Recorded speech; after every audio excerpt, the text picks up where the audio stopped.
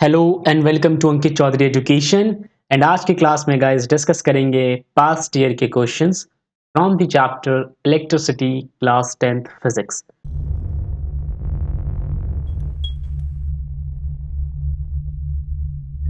तो चलिए शुरू करते हैं और डिस्कस करते हैं आज का पहला क्वेश्चन, जहां आपसे बोला हुआ है draw a diagram of N electric circuit consisting of a battery of 5 2-volt cell, a 20 ohm resistor, a 30 ohm resistor, a plug key, all connected in series. Calculate the value of current flowing through the 20 ohm resistor and the power consumed by the 30 ohm resistor.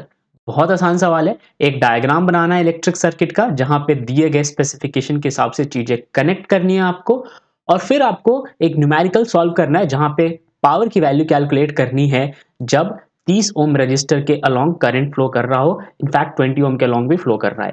आइए discuss करते हैं इसका answer. सबसे पहले अगर आप circuit diagram बनाओगे तो कुछ ऐसा दिखेगा, जहां पे दो रजिस्टर आपने लगाया, एक 20 ओम का है और एक 30 ओम का है, जिनको आपको सीरीज में कनेक्ट करना है। फाइन।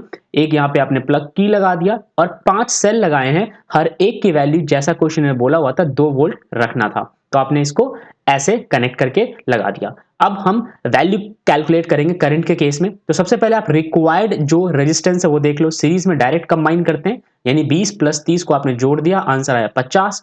अब हम जानना चाहेंगे कि इस 50 ओम रेजिस्टेंस के रहते हुए इस पूरे सर्किट में कितना करंट फ्लो करेगा।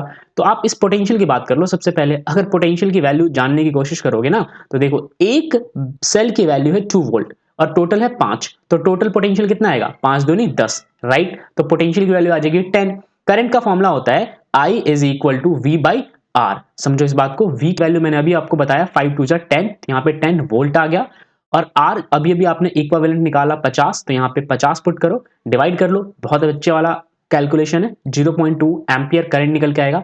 आगे पावर कंजप्शन भी पूछा हुआ था, तो पावर कंजप्शन अगर आप जानना चाहोगे 30 ओम रेजिस्टेंस के पास कितना पावर कंज्यूम हो रहा है, तो इसका भी बहुत सिंपल सा सॉल्यूशन होता है। जो भी हम पावर की बात करते हैं, आंसर निकल के आता है पावर के केस में। जब हम पावर की बात करेंगे तो फॉर्मूला निकलता है इसका I²R, ठीक है।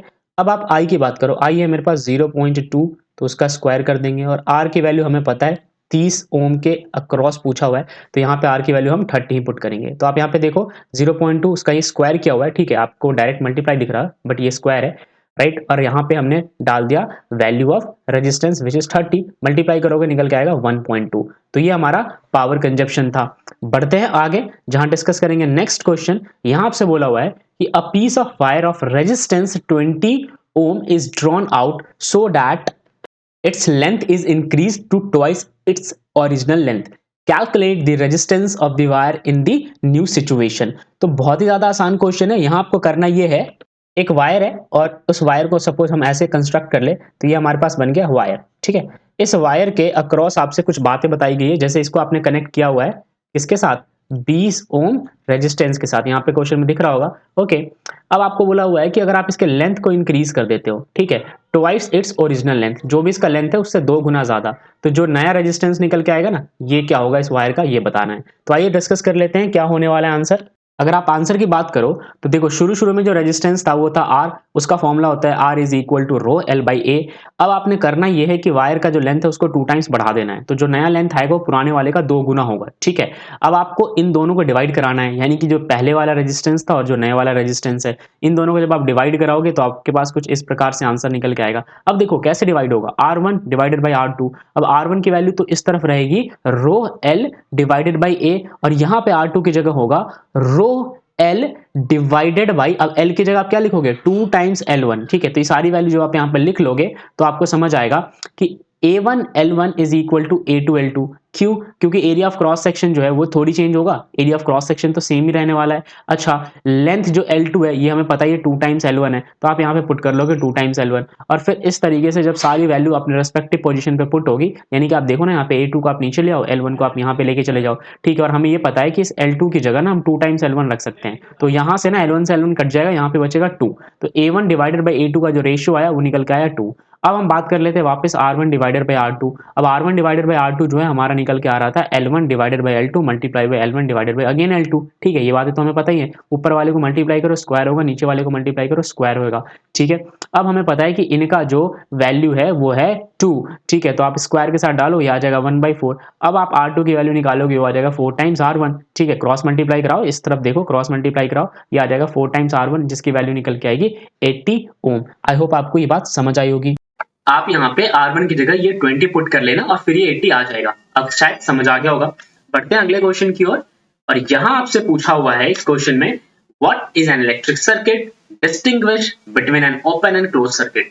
बहुत ही सिंपल और आसान क्वेश्चन है, समझते हैं। देखो, सर्किट की जब भी बात की जाती है तो एक अरेंजमेंट होता है जो कि मेंटेन करता है continuous flow of electric current by the electrical energy source. एक सोर्स के साथ कनेक्ट करते हो जहां पे करंट कॉन्टिन्यूअसली सर्किट में फ्लो कर रहा होता है। सोर्स, जाहिर सी बात है आपकी बैटरी निकल के आएगी।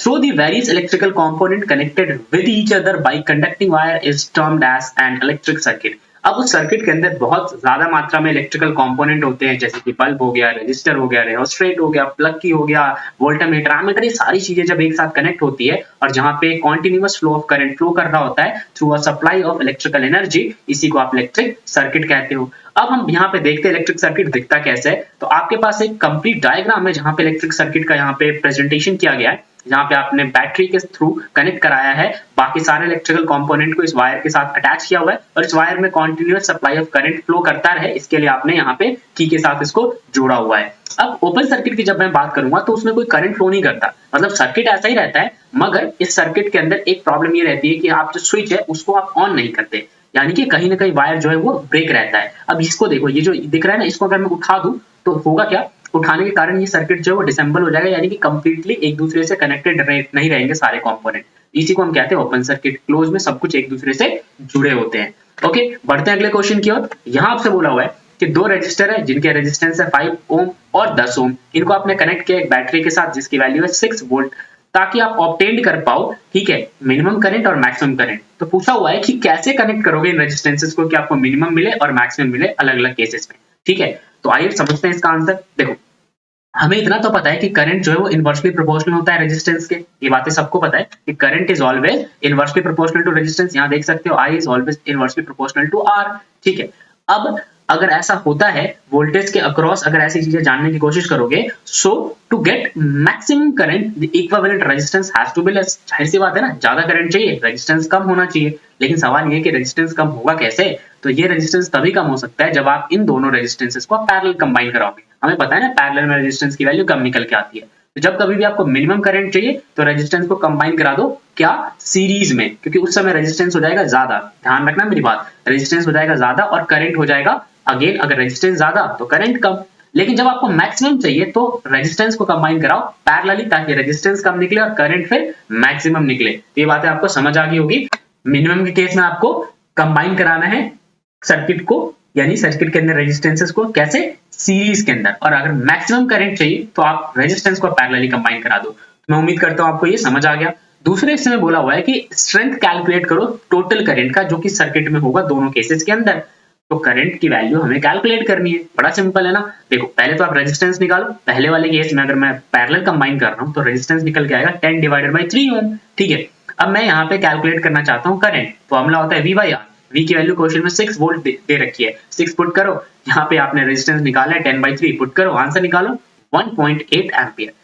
अब दूसरे केस में आपको सीरीज कॉम्बिनेशन में पहले रेजिस्टेंस निकालना है जो कि 15 ओम निकल के आएगा। अब जब आप करंट कैलकुलेट करोगे यहाँ पे, तो आप देखो यहाँ पे करंट निकल के आएगा आपका V divided by R is always equal to 6/15, क्योंकि अभी आपका 15 क्या निकल के आया, निकल के आया आपका रेजिस्टेंस, और 6 तो पहले से आपको पता है पोटेंशियल होता है। तो यहाँ पे सारी वैल्यूज को सॉल्व कर लो, 0.4 एम्पियर आपका क्या निकल जाएगा, करंट निकल जाएगा। राइट, बढ़ते हैं आज के उस क्वेश्चंस की ओर जो आपको खुद सॉल्व करना है, यानी कि इन सारे क्वेश्चंस को कमेंट बॉक्स में आप सभी बच्चे अटेम्प्ट कीजिए, जितने ज्यादा हो सके उतने ज्यादा बच्चे अटेम्प्ट कीजिए, ताकि आप सभी के आंसर्स सही निकल पाए। ओके, मैं उम्मीद करता हूं आप सब कर पाएंगे। मिलते हैं अगली क्लास में। जय हिंद।